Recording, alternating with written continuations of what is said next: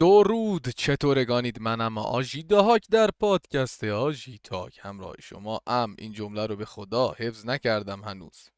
اوکی، یه ویدیوی دیگه آوردم برایتان، ویدیوی بسیار خوب، مهم، جنجالی و خفن و از یه طرفی هم شاید عجیب، در مورد گوشی های هوشمند و اتفاقی که قراره در آینده براشون بیفته که این اتفاق توسط اون چیز اروپا، شورای چیش میگن، همون بچه های اروپا، الان یادم نیست اون اسم چیه. اتحادیه اروپا، الان یادم اومد. آره، این اتفاق افتاده، یه سیاسته که تاثیر گذاشته و یه اتفاقی که کلا عوض میکنه این سیستم دیزاین و طراحی گوشی و کلا مسائل دیگه. از چنل Cold Fusion subscribe and give it a like if you like the content obviously. 3.5 میلیون ویوز، کانتنت ما رو هم لایک کنید. این اولین ویدیویی که من در مورد تکنولوژی که شامل گوشی و موبایل و لپتاپ و چه میدونم کامپیوتر و اینا بشه پوشش میدم. احتمالاً خیلی فارم نمی کنم این داستان رو، ولی هر جا یه چیزی باشه که در موردش بتونم نظری بدم، نظره رو میدم. نظر منم ممکنه حالا درست باشه، ممکنه درستم نباشه، ولی خب بریم ببینیم. اینجا این بغل مقالم یه ویدیو بود، چرا بازی های ویدیوی دیگر سرگرم کننده نیستن. اینو هم بعدا شاید لازم شد برم اینور، شما نمیبینید اونور کدوم وره، ولی خب من میبینم. خب امیدوارم که زیرنویس خوبی باشه. هر جا زیرنویس خوبی نبود سعی میکنم که ترجمه کنم، سعی میکنم، قول نمیدم. بریم. Hi, welcome to another episode of Cold Fusion. In Cold Fusion's early days, back in the early to mid 2010s, a lot of Android phones would make their way onto the channel. One very common feature among these phones was user-replaceable batteries. At the time, carrying a spare battery in your pocket wasn't that unusual of an occurrence. But have you ever wondered what happened to that? Nowadays, thanks to industry-wide design changes, glass, glue, and metals have become the industry standard for materials. Because of this, easily replaceable batteries are no longer possible. This has just been the way things have been. آره، قدیم اینجوری بود که باتری ها در می اومد، باتری میبردی، باتری خراب میشد، باتری میبردی عوض میکرد، باتری باد میکرد. مثلا خیلی پیش میومد که باتری ها باد بکنی، باتری میبردی عوض میکردی، باتری اینجوری در پشت باز میکردی، تلق میزدی جاش، میذاشتی روش. ولی بعد یهو دیگه یه سری گوشی ها باتریشون غیر قابل تعویض شد، بعد دیگه همه گوشی ها غیر قابل تعویض For the شد. better part of a decade. But things are about to change. In a sweeping new law by the European اینجا بیارم که بشه بخونی. Parliament, replaceable battery products will be پارلمان اروپا قانون جدیدی گذاشته. بعد قانون که میذارن جنگن شرکتی که تو اون کشورهایی که جزو اروپا، اتحادیه اروپا حساب میاد، نه حالا قاره اروپا حساب میاد، اونجا کار میکنه، باید با بچه های اینا را بیاد. را نیاد چیکار میکنن؟ قیقشو میزنن. تمام. forced back into fashion. The law will have an effect on phones, tablets, and laptops. تبلت و اسمارت فون، همون گوشی، Not تبلت just in Europe, و but لپتاپ. worldwide. In this episode, we'll take a quick look. حالا دیگه وقتی کل اروپا این کار بکنه، اونا دیگه مجبورن برای کل اروپا اون شکلی کار بکنن، احتمالاً برای کشورهای دیگه هم همون مدل رو میزنن دیگه. You are watching Cold Fusion TV. موسیقی جالب. In June of 2023, the European Parliament voted 587 to 9 in a bid to force all consumer devices to have easily replaceable batteries. حاجی پارلمان اروپا رأی دادن که دستگاه با باتری قابل چیز داشته باشن، قابل تعویض. چه فازیه. Easily replaceable means that the battery changing process should require no special tools. This means manufacturers can no longer use adhesives. The direct quote from the EU is that دیگه مسخره بازی نمیگه، میگه بدون هیچ ابزاری باید بشه باتری رو جابجا کرد. اوکی، یعنی تعویض کرد. battery replacement should require, quote, no tool or set of tools that is supplied with the product or spare part or basic tools. The process for replacement shall be able to be carried out by a layman. Almost all smartphones یعنی میگه حتی مثلا اگه یه وسیله‌ای گذاشتی تو او پکو که او وسیله رو جدا بفروشی و اینا، نداریم. نه اصلا نیست. ملغاست.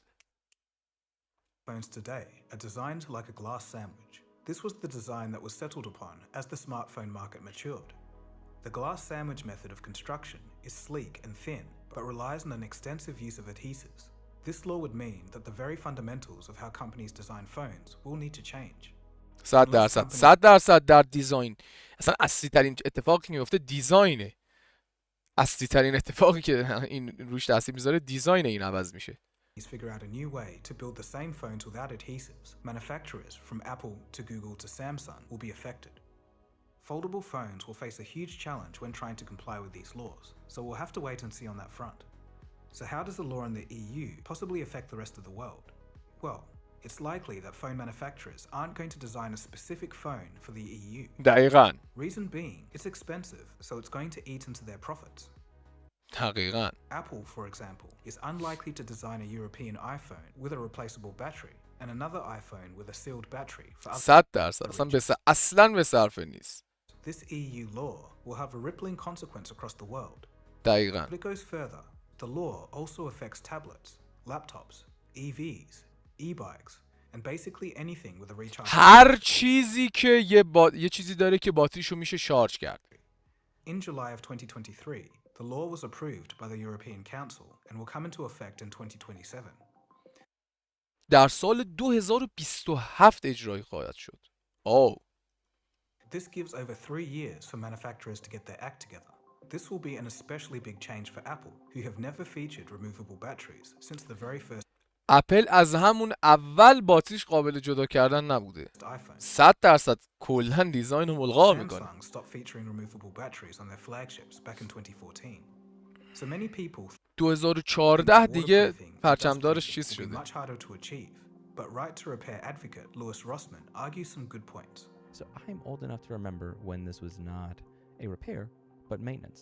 And I'm also old enough to remember that society seems to have this collective amnesia regarding water resistance. There was an article going over this where it said that one needs to be aware that incorporating easily removable backs will mean these handsets will lose water resistance unless a well thought out design is undertaken. Again, selective amnesia for devices like the Samsung S5, which is IP67, or the Sony XP10, which is IP68. This device is IP68 with a user removable battery. Some others argue that تموم شده رفت. بچه‌ای که میدونن IP 67 به قول خودمون یا IP 68 چیه، همون میجرمنت یا به قولن اندازه‌گیری استاندارد مقاومت در برابر آب. میگه که این گوشی XB10 سونی IP68 و باتریش هم قابل جدا شدنه. With a user removable battery. باتری قابل جابجایی کاربر. یوزر ریمووبل هست. باتری رو میشه ببین با همین کلمه ها این کلمه ها که باش بازی میشه اینا همش چیزای حقوقی میشه پس فردا. ولی خب دیگه اروپا دیگه رگشون رو دیگه چپلق زده کامل، گفته نگاه قابل جابجاییه، ما هم میدونیم که میشه جابجا کرد باتری رو، یعنی تعویض کرد باتری رو، قابل تعویض هست.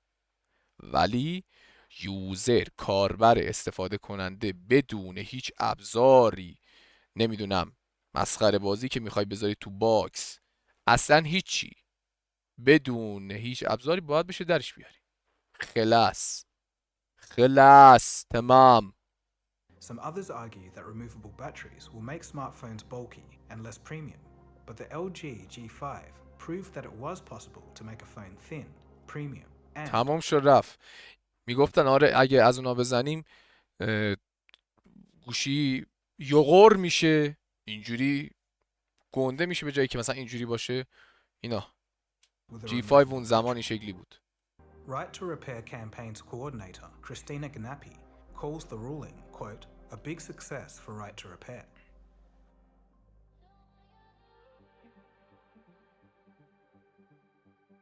For those of you unfamiliar, Right to Repair right to repair، حق تعمیر.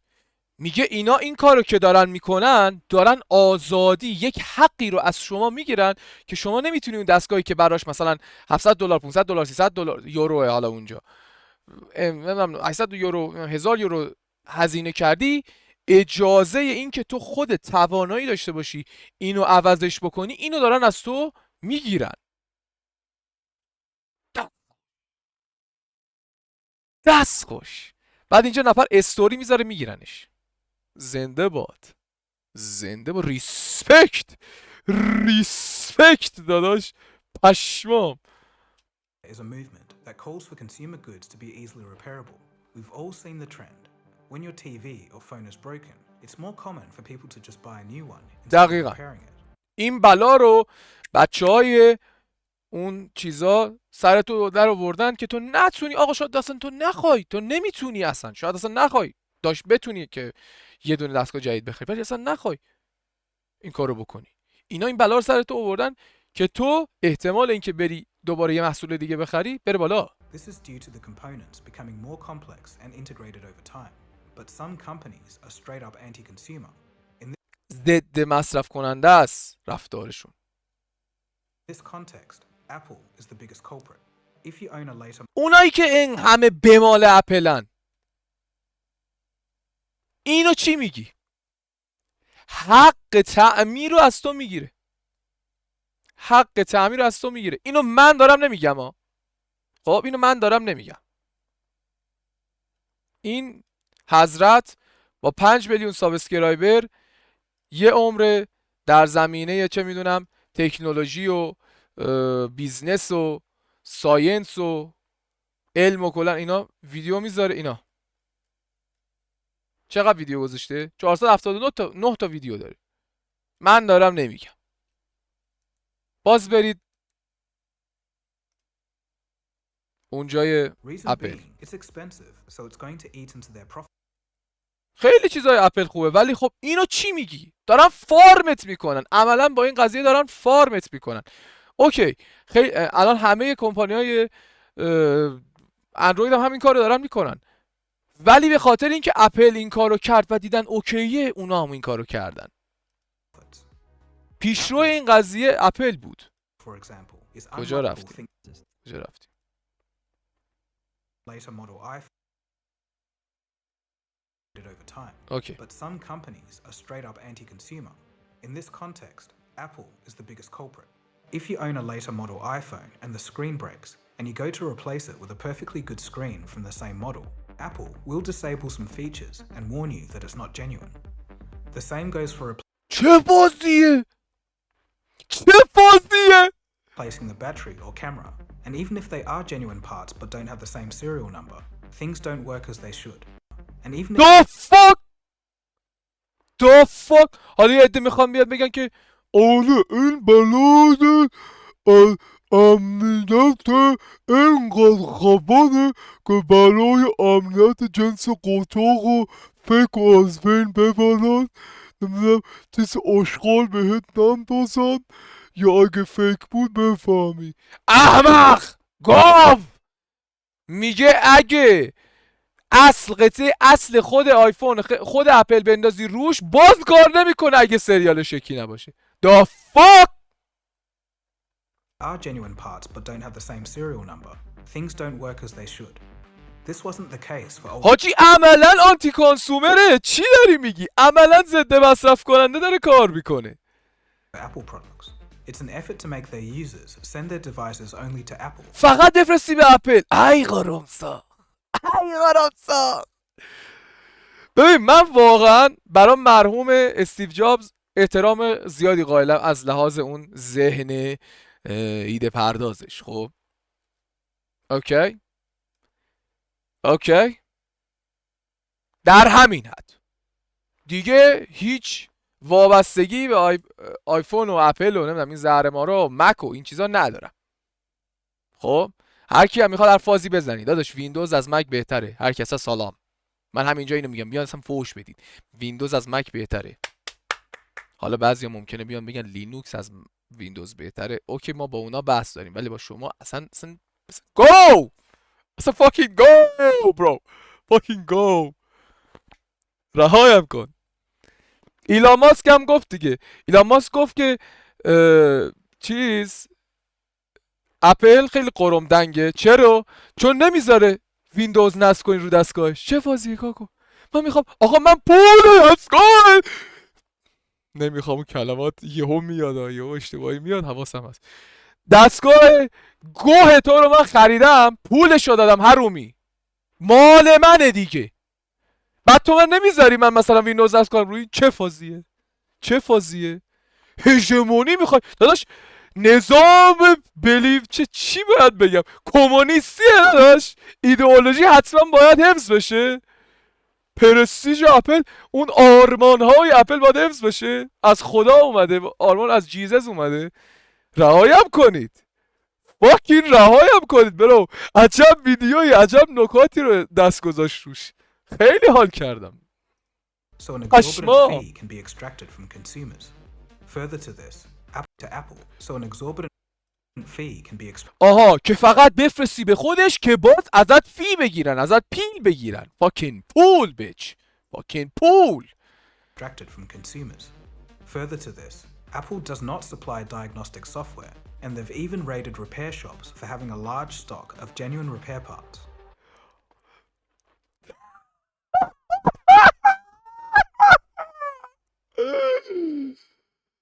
زیرنویس خوندین؟ Repair shops for اپل چیکار نمی کند؟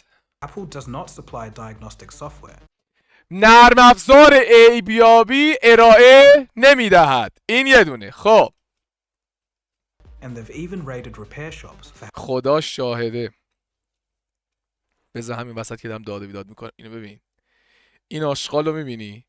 ناموسن اینو 1 ماه نیست خریدم، اینو میبینی؟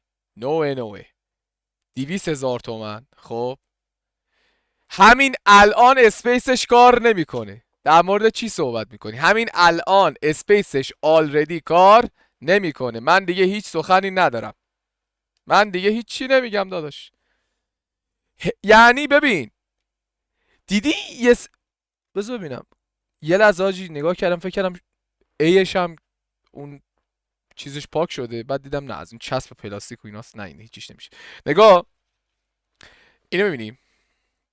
خب یه دونه اون پشت دارم الان نیستش، اون پشته، ولی خدا شاهده اینو خریدم 100 تومن، مثلا 70 تومن 80 تومن، سال چند سال پیش، 5 سال پیش، 6 سال پیش.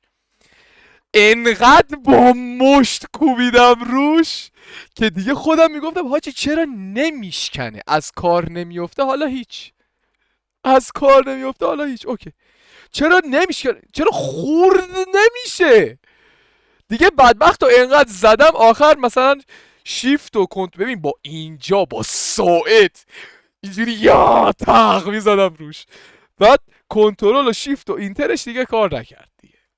آخ دیگه مجبور شدم برم، یعنی چی میگن؟ میگه چرا عاقل کند کاریو. خب عاقل نبودم دیگه داداش، اگه عاقل بودم که نمیکردم، ولی خدایی اصلا ما ایران که در این ایرانیه داداش، این ایرانیه، روش هم نوشته رویال، نمیدونم چه کوفتیه، کارتونش هم دارم، بعد روش گارانتی هم نوشته بود. حاجی ولش کن. میدونی یه توهماتی دارم، بذار بگم این توهم رو. مثلا میگفتم مثلا یه روز شاید مثلا این کمپانی خواست مثلا من رو اسپانسرشیپ کنه، بگه تو زدی ریدی به هیکل من و کمپانیم و محصولم و سرمایه و همه چیم، و مثلا من تو رو اسپانسر بکنم، گور پدرتم کرده، میخوام مثلا بمیری، میخوام مثلا بمیری، چی اسپانسر؟ گور پدرت. دوستان اینو نخرینا، اینو نخرین، خدایی این آشغالو نخرین حاجی، ولش کن، بذار بریم. آره نه اثر ایبیابی ارائه نمیکنه. خب having a large stock of genuine repair parts. حمله کردن چی؟ Diagnostic software, and Oh. they've even raided repair shops for having a large stock of genuine repair parts. اپل سود ریدت کرد an independent iPhone repair shop owner and lost. اپل شکایت کرده از یک فروشگاه تعمیر، فروشگاهی که تعمیر میکردن وسایل آیفون و گوشی های آیفون و دستگاه آیفون رو تو نروژ، که گفتن آره چیز تجاری ما رو زیر پا گذاشتی. بعد نروژ گفته لاست بیلاخ بیا. چی؟ نروژه داداش، نروژه، اونجا فرق میکنه. بچه ها سوسیالیستی هن. حالا من خودم سوسیالیست نیستم، ولی حقیقتا تو این چیزا اروپا عالیه، واقعا عالیه. تو این چیزا، تو این مسائل اروپا عالیه. گفته گور پدرت، طرف رفته محصول تو رو خریده یه جا توی مغازه قانونی داره برای مردم ریپر میکنه، تعمیر میکنه، تو از اونجا پا شدی اومدی این فلک زده رو شکایت کردی ازش. بیا چی رو گذاشته زیر پا؟ هیچی. جنگ بازی در میاری. حالا باتری تو جدا کن تا بهت بگم. Let's say that in your MacBook, خیلی پوفیوز بود الان که فهمیدم حاجی. به اون یارو حاجی شکایت کردم به اون یارو که داشته آقا قانونی میفروخته. گفتن نه این چیز چی بوده؟ بذار بهت بگم، نوشته بوده unauthorized، یعنی اون به قولن اون بچه های خود اپل نبودن، بچه های خود اپل نبودن، یه یاروی شخصی ایندیپندنت مستقل بوده. Fuck that, but court decided in favor of the shop owner. Based court. گیگاچت، دادگاه گیگاچت مشتی. چی داری let's میگی؟ say that in your MacBook, you have a broken display flex cable. Apple intentionally connects the display flex cable in such a way نه چی شد نفهمیدم. you have a broken display flex cable. بروکن دیسپلی فلکس کیبل. بروکن دیسپلی صفحت شکسته، کابل فلکس نمیفهم چی میشه. حالا بذار بریم. Apple intentionally connects the display flex cable in such ها دیسپلی فلکس کیبل.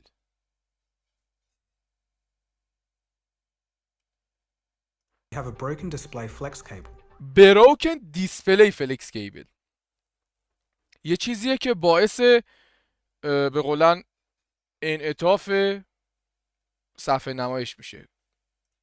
Apple کابل. intentionally connects the display flex cable in such a way that you can't just replace اون قطعه که نشون Apple داد، این intentionally قطعه است connects که the دستشه. خب display flex بچه‌هایی که تعمیر کارن میدونن چی. این یه کابل داخلش یه قطعه است پشت صفحه نمایشگر قرار میگیره. cable in such a way میگه عمدن اینو میذاره اونجا. خب that you can't just replace the cable. You have to replace the entire display.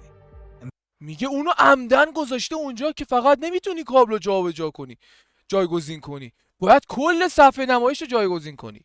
This can باز برید ازش دفاع کنید. آره cost over $700. $700 $700 مشتی. $700 کم نیست. برای خود آمریکاشم کم نیست. بیا پایین، سرم درد، بیا پایین بچه، بیا پایین. Wire to it. We're looking at a flex cable that is less than 50 cents. I'm telling technicians that get paid داداش این یارو که داره اینجوری حرف میزنه داداش، این he knows his shit. این داداش میدونه که داره چی میگه. 30 to 50 این یعنی کارشناس منظورم. an hour, spend an hour trying to fix this flex cable that costs 50 cents because we're not 50 سنت قیمتشه. حالا مثلا اون مال مثلا چه میدونم مال کی بوده این ویدیو، اصلا $1، اصلا نه $10، نه $50، $700. آره معلومه وقتی میخوای کل مانیتور رو عوض کنی میشه $700. یس. ولی اینکه یک بلایی سر یارو در بیاری که فقط برای تعمیر کردن اون یه شت $1 بخواد بره $700 پول بده، عمدن این کارو کردی. You a motherfucker. bitch. You a motherfucker. You know? Motherfucker. Not allowed to replace it. So if the pads are missing, we have to start scraping away with a dental pick and hope that we can solder a little jumper wire onto a... میگه یعنی اگه اون چیز اون قطعه رو نداریم باید حرکت بزنی سرش رو فلان، یا امام زمان یا خدا این به چخ نره فلان. flex cable to reattach it to a chip that was corroded that we then have to file away at to get to the metal because I can't put a new 50-cent hall sensor on... چون اونا یه کاری کردن که تو این کارو بکنی.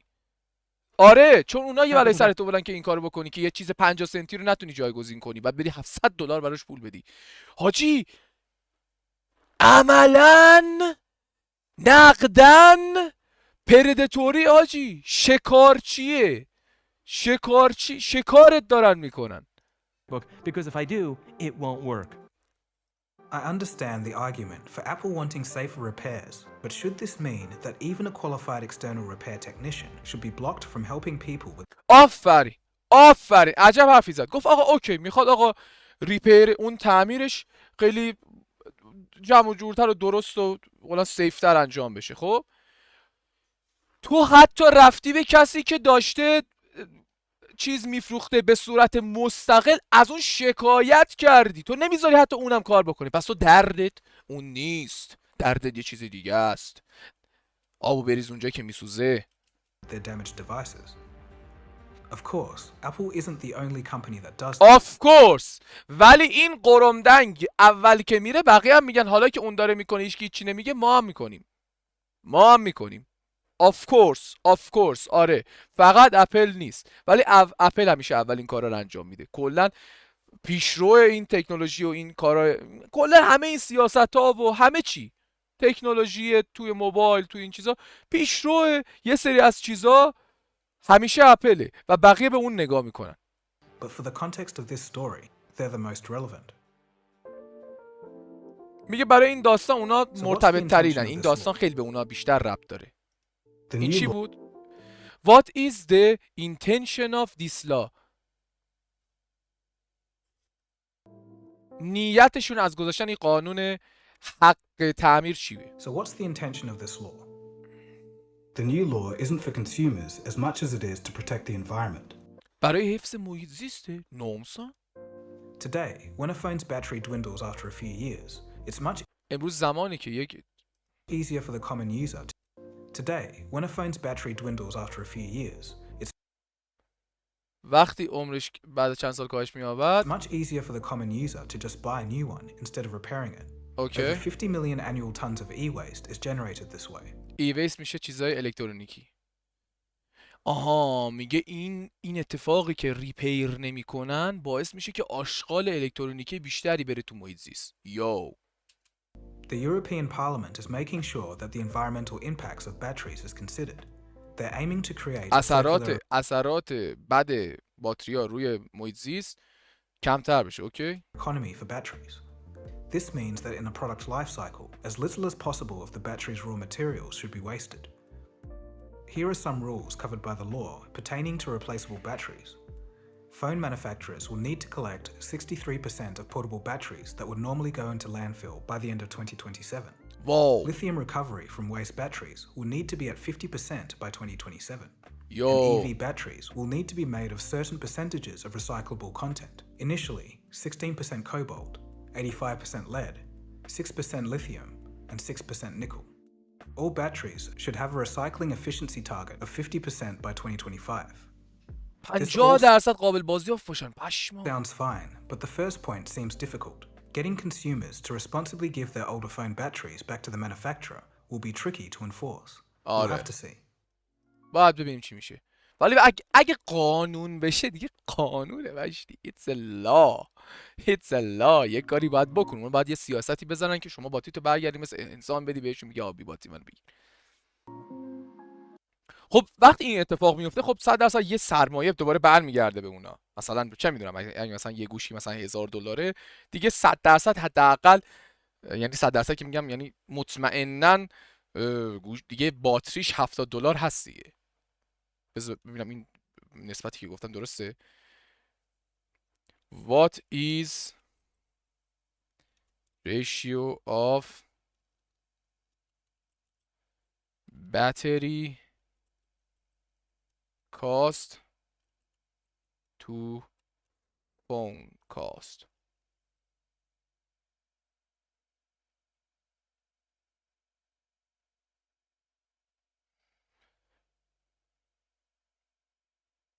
بذار ببینم. آیفون مثلا 14 battery cost.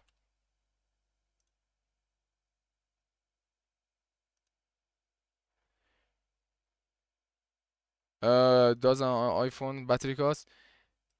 The battery in the table Apple charges either $49 $69 یا $90 for battery replacement. $99 generation. اوکی $99 پس بگو $100. آیفون 14 کاست قیمتش چنده؟ 256ش $800. من گفتم $1000 باشه اون $70.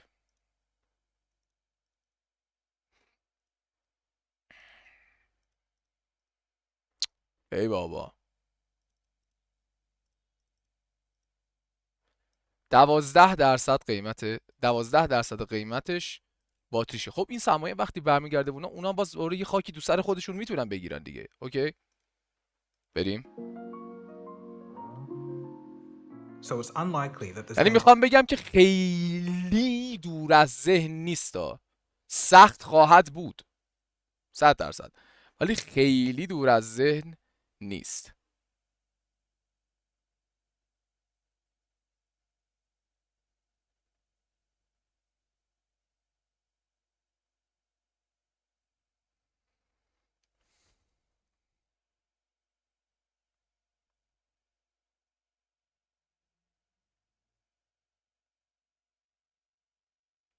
اوکی be any changes in the next few. So it's unlikely that there's going to be any changes in the next few months to a year. But after this, smartphone makers will have to start gearing up for compliance with the new law. راست میگیم حالا مثلا تو چند ماه آینده نه، ولی شاید از سال بعد کم کم بخوان تغییرات ایجاد کنن که آروم آروم برن به سمت عملی کردن پیروی از این قانون. Start to see the results of these efforts over the next few years. I did say earlier that it's unlikely that manufacturers will design two different phones, an iPhone for Europe and واقعا به نظر شدنی نیست، عملی نیست another for the rest of دو تا طراحی. the world. But anything is possible, really. ولی خب ممکنه، احتمالش هست، ولی خب چیز نیست، به قولن به نظر یعنی یک آدم عادی منطقی نمیاد. It's also going to be fascinating to see what happens to کامن سنس نیست چی میگن. laptops, e-bikes, و ببین فقط هم گوشی نیست، گوشی، لپتاپ، هر چیزی که باتری قابل شارژ داره، هر چیزی. این دوچرخه‌ای که داشت میرفت and EVs. Regardless, ایویز میشه چی؟ ایوی میشه ماشین. من الان ماشین نشون داده، فکر کنم میشه ماشینای همین الکترونیکی. things are going to be shaken up in the next few years. And an interesting question that I pose to you is, do you think that the phasing out of user replaceable batteries was just the natural progression of design as dictated by consumer demand? Or are these changes motivated by profit, resulting in anti-consumer products? نه 100% به نظر من 100% ضد مصرف کننده است. تا یه جاهایی وقتی نشون داد G5 رو که باتش در می اومد، خیلی چیل چق میرفت در می اومد، یعنی که اونا نخواستن این کارو بکنن. وقتی نخواستن یعنی چی؟ یعنی نخواستن دیگه، خلاص. نخواستن یعنی علیه چیز مصرف کننده رفتن جلو. تمام. Let me know what you think in the comment section below. If you want to see another Cold Fusion episode on battery recycling, خلاصه دیگه تمام. مرسی که این ویدیو رو تماشا کردید. این ویدیو از چنل Cold Fusion. Subscribe and like the content if you like the video. You just changed smartphones forever.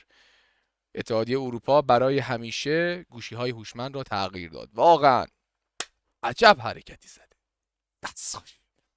دست خوش. یعنی واقعا زنده باد. با اینکه گفت حالا مثلا خیلی هم برای آدما نیست، برای مثلا اون حق شهروندی و اینا شاید خیلی به اون ربط نداشته باشه، به محیط زیست ربط داشته باشه، به هر حال همین که گردن اونا رو میگیره من حال میکنم. کسی که میخواد سود ببره با یه سری سیاست ها از مردم و اگه حالا یه نفر بیاد جلوشو بگیره چه اشکال داره؟ بذار بگیره، بذار پدرش هم در بیاره. خب اگه این ویدیو رو دوست داشتید حتما لایک کنید. من احتمالاً بازم از این ویدیوها بسازم. هر چیزی که در موردش بتونم نظر میدم ازش ویدیو میسازم. اصلا همین. تا خدا هست مشکلی نیست. چش رو هم بذاری هاشمی نیست، منم نیستم، هیچکی نیست. شاپخی آقا مورته.